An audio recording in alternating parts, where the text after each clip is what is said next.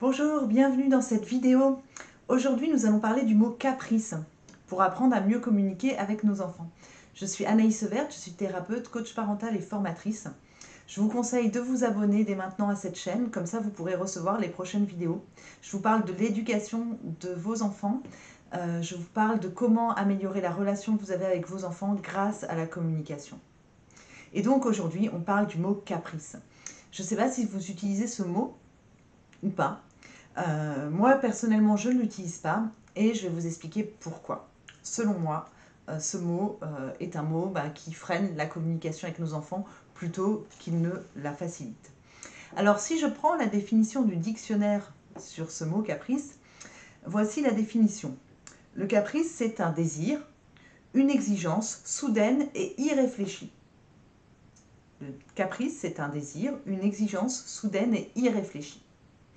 Alors quand on l'utilise pour nos enfants, mais même quand nous l'utilisons pour nous, quand on dit « oh là là, arrête de faire des caprices, c'est un caprice, ce que tu as envie de t'acheter ou ce que tu as envie de faire », souvent ça a quand même une connotation très péjorative. C'est comme si on disait un petit peu « c'est pas si important ». C'est un caprice, c'est pas important, ça n'est pas réfléchi, ça n'est pas construit, c'est irréfléchi, donc c'est irraisonné quelque part. Donc, je propose de ne pas utiliser ce mot parce que ça dévalorise finalement ce que l'enfant, ou même l'adulte, si on l'utilise pour l'adulte, ça dévalorise en tout cas un désir que la personne, que l'enfant a. Donc, comment se sent l'enfant quand vous dites à votre enfant « là, tu nous fais un caprice » ou « là, c'est un caprice qui est en train d'arriver ». Comment l'enfant se sent? Généralement, l'enfant ne se sent pas pris en compte, il se sent jugé. Peut-être qu'il va avoir honte d'avoir un désir. Je ne sais pas si votre fille a envie d'une tartine, d'un gâteau ou même d'un jouet, parce que vous êtes dans un magasin et que vous dites « ah non, ça c'est un caprice », c'est comme si vous disiez « ça n'est pas important, ça n'est pas réfléchi, ça n'est pas bien ». Okay. Donc ça va être peut-être un frein pour que cette petite fille se sente entendue et reconnue dans son désir. Donc à terme, le fait d'utiliser ce mot peut amener une diminution de l'estime de soi, de la confiance en soi. J'apprends à ne plus faire confiance à ce que je ressens et à ce que je désire puisque c'est dévalorisé par mon entourage. Donc plutôt que de dire le mot caprice, qui a donc cette connotation négative, je vous propose plutôt d'utiliser le mot désir.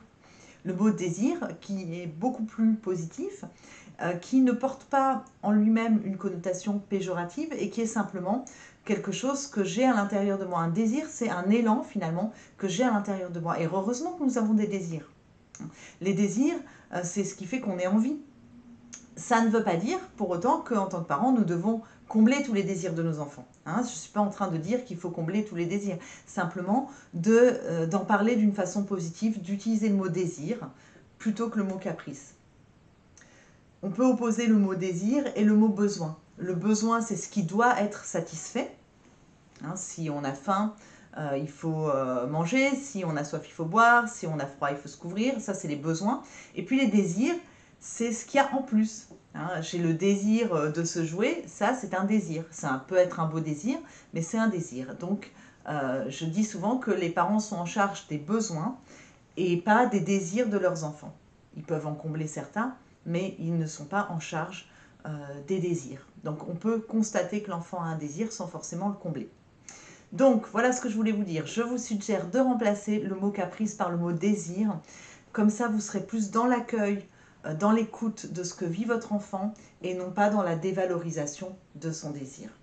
J'espère que cette vidéo vous aura aidé à améliorer la communication avec votre enfant. Abonnez-vous à cette chaîne, comme ça vous recevrez des nouvelles vidéos sur la communication dans la relation parent-enfant. Je vous dis à très vite. Merci de m'avoir suivi.